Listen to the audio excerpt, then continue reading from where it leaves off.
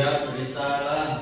Assalamualaikum warahmatullahi wabarakatuh. Waalaikumsalam warahmatullahi wabarakatuh. Baiklah anak-anak semuanya, kita lanjutkan materi kita yaitu tentang penyusunan siklus akuntansi pada perusahaan jasa. Penyusunan siklus akuntansi pada perusahaan jasa itu ada 3 tahap. Yang pertama adalah tahap pencatatan, yang kedua tahap pengiktisaran, dan yang ketiga tahap pelaporan. Kita perhatikan terlebih dahulu yaitu tahap yang pertama adalah tahap pencatatan. Tahap pencatatan itu yaitu jurnal dan juga buku besar.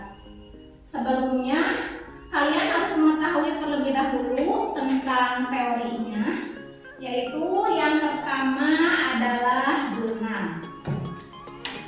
Jadi jurnal ini adalah pencatatan tentang pendebitan dan pengkreditan secara kronologis dari transaksi keuangan.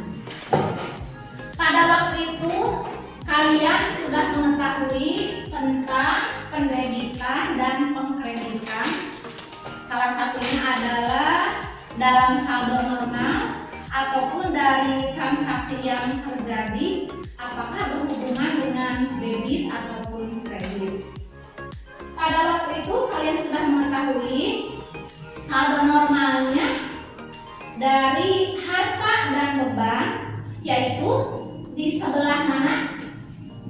Debitnya. Kemudian pendapatan, modal, dan utang di sebelah mana? Kredit. Nah, betul ya. Nah, itu adalah jurnal. Jadi merupakan catatan harian dari transaksi yang terjadi. Nah, sebelum kita masuk ke cara perhitungan harus tahu teorinya. Yang pertama adalah fungsi jurnal. Fungsi jurnal yang pertama adalah fungsi mencatat. Artinya bahwa jurnal ini digunakan untuk mencatat transaksi baik bersifat internal ataupun eksternal. Misalnya, transaksi secara internal itu pembayaran gaji terhadap karyawan, ataupun contohnya eksternal, misalnya pembayaran utang yang berhubungan dengan pihak lain. Nah, itu fungsi yang pertama. Kemudian yang kedua, fungsi historis. Jurnal ini digunakan untuk mencatat transaksi sesuai dengan kejadian yang terjadi ataupun berdasarkan urutan waktu dari tanggal 1 sampai tanggal 31 misalnya, maka dicatatnya di dalam jurnal itu harus berurutan. Kemudian yang ketiga, fungsi analisis. Petugas akuntan akan menganalisis dari transaksi yang terjadi apakah masuk ke debit ataupun ke kredit sesuai dengan saldo tadi yang sudah kalian jawab, masuk ke debit atau ke kredit dari transaksi yang terjadi di dalam suatu perusahaan. Kemudian fungsi instruktif, artinya adanya suatu perintah ya, menginstruksikan untuk sampai ke buku besar itu melalui jurnal terlebih dahulu.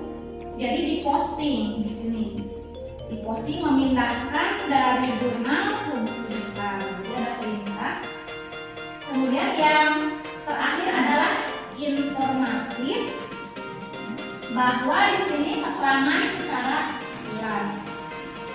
Yang pada waktu itu kalian sudah mengetahui jenis transaksi, kemudian dari transaksi itu harus ada buktinya, dan dari bukti tersebut dimasukkan ke dalam jurnal. Setelah jurnal kemudian diposting ke buku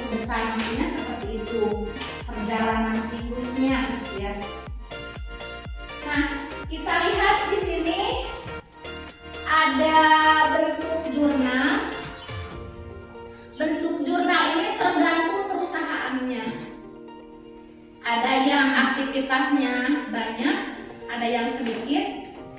Kita lihat di sini menggunakan jurnal yang sederhana, ya, general jurnal ataupun jurnal umum. Bentuknya seperti ini. Ada tanggal. Ini tanggal diisi dengan kejadian yang terjadi di suatu perusahaan secara kronologis dari tanggal 1, 2, dan seterusnya. Kemudian keterangan diisi dengan perkiraan-perkiraan yang berhubungan dengan dari transaksi tadi. Kemudian ada referensi, kemudian ada debit dan kredit. Ini diisi dengan nominal sesuai dengan transaksi yang terjadi tadi.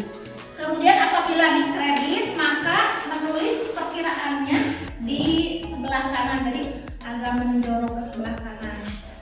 Kalau di debit di sebelah kiri. Ada pertanyaan sampai sini? Ya, silakan.